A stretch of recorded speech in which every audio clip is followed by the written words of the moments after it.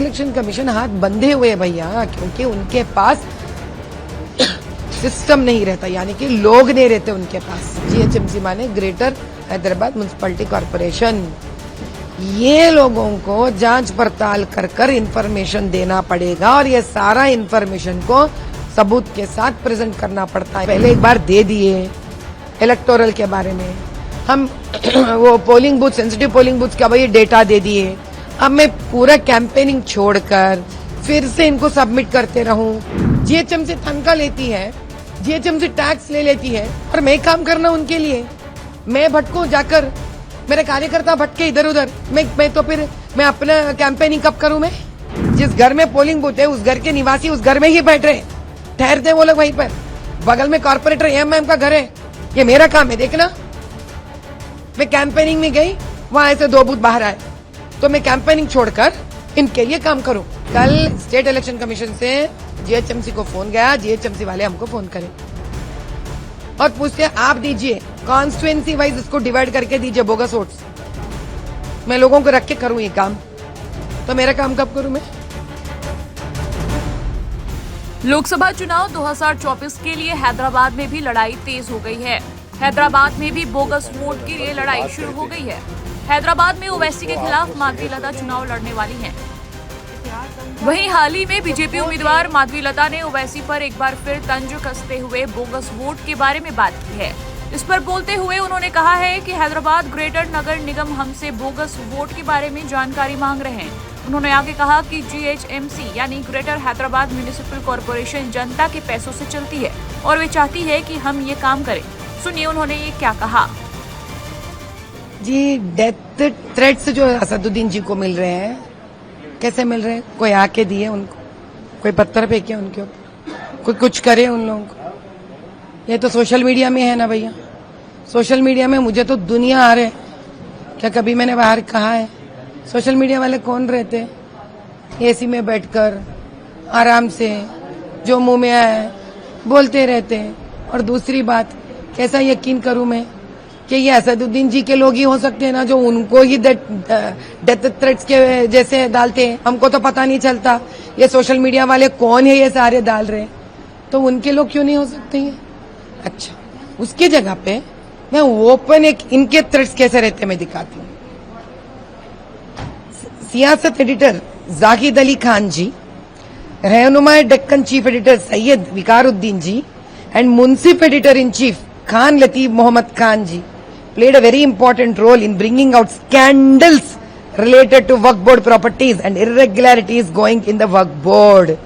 ये देखिए, सियासत एडिटर जाहिद अली खान, रिपोर्टर एथर मोइन इंजूर्ड इन MIM अटैक। ये देखिए, ये बॉक्स देखिए आप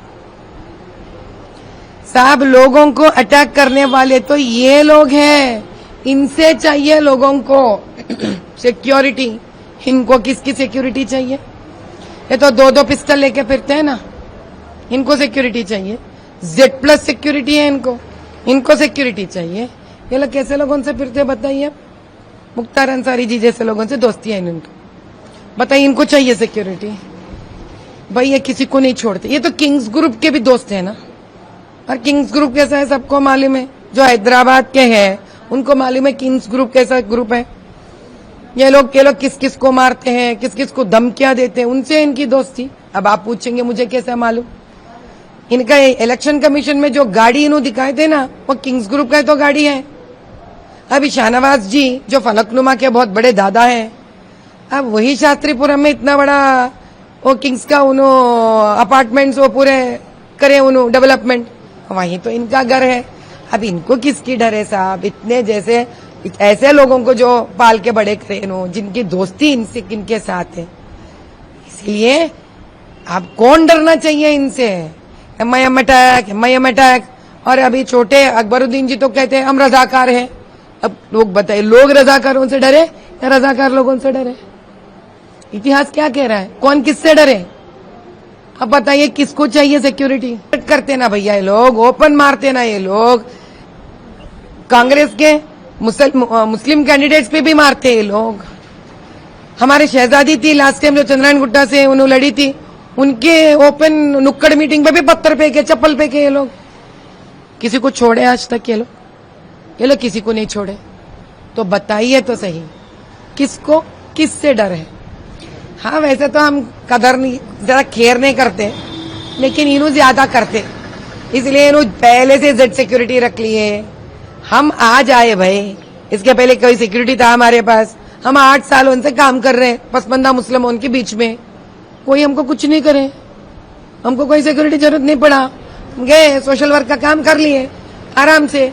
हम उनके रमजान के फेस्टिवल में भी गए थे, हम पिछले साल भी गई थी, मैं अब भी गई थी, परसों गई थी बिना कोई सिक्योरिटी का, क्योंकि आज हम उनके सारे सच और झूठ के पर्दाफाश कर रहे हैं।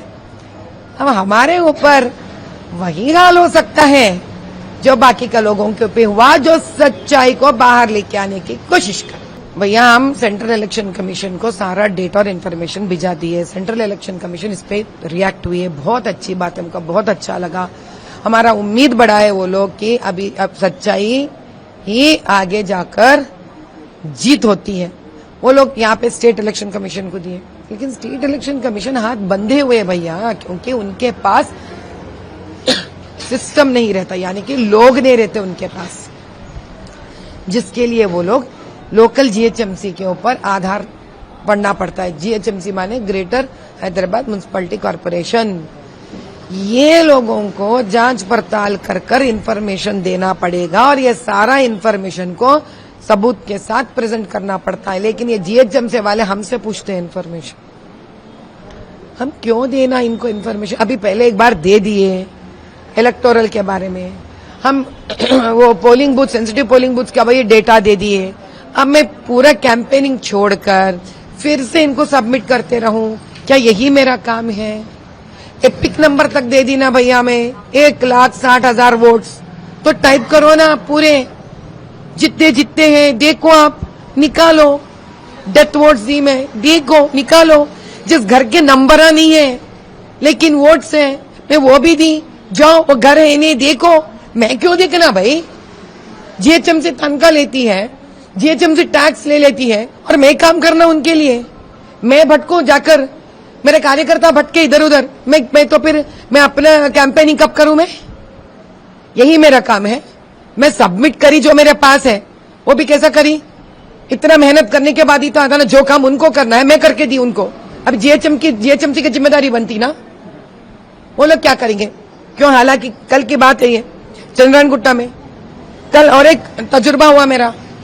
वहां पे एक पोलिंग बूथ है, घर में लोग रह रहे हैं और उसी पोलिंग बूथ को बना रहे आप, यानी कि जिस घर में पोलिंग बूथ है उस घर के निवासी उस घर में ही बैठ रहे, ठहरते वो लोग वहीं पर। बगल में कॉर्पोरेटर एमएम का घर है, ये मेरा काम है देखना। मैं कैंपेनिंग में गई, वहां ऐसे 2 बूथ बाहर आए, तो मैं कैंपेनिंग छोड़कर इनके लिए काम करूं, ये चाहता जीएचएमसी मेरे से। ये लोग बाहर नहीं छोड़ेंगे लोगों को देखने के लिए, जीएचएमसी वालों को। क्या कंप्लेंट किया? कल स्टेट इलेक्शन कमीशन से जीएचएमसी को फोन गया, जीएचएमसी वाले हमको फोन करे और पूछते आप दीजिए कॉन्स्टिट्यूएंसी वाइज इसको डिवाइड करके दीजिए बोगस वोट्स। मैं लोगों को रख के करूं ये काम, तो मेरा काम कब करूं मैं? जो जीएचएमसी को करना है वो काम मैं करके दूं उनको, और मैं बिठाई लोगों को करने के लिए। क्यों?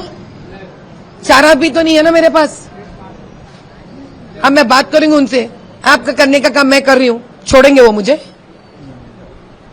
ये है एक आम इंसान का नौबत यहां पर।